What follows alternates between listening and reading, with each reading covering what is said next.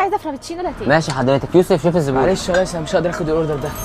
يعني ايه يعني مش هتعرف تاخد الاوردر؟ المغرب اذن زي ما انت سمعت، لازم الحقه يا جماعه. ماشي يا يوسف، عندنا ضغط شغل، خلصوا بعد كده نروح نصلي طب كلنا. حد ياخد مني الاوردر حضرتك ولا ايه؟ دقيقه ويكون الاوردر عندي.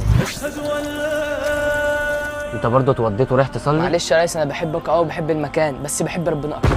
تمام، خلص بقى صلاتك وتوكل على الله، اخر يوم شغل ليك هنا عشان انت ما سمعتش الكلام. مفيش مشكله يا ريس، الارزاق بيد الله. السلام عليكم. لا انا قدامي شويه وهقفل واروح.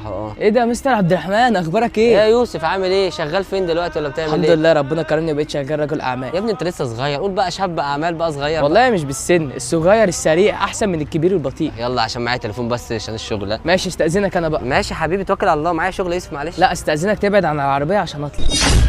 عربيه؟ انا ما قلتلكش شاب الاعمال كبر وبقى رجل اعمال.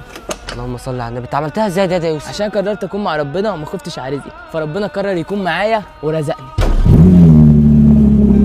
إن ربك يبسط الرزق لمن يشاء ويقدر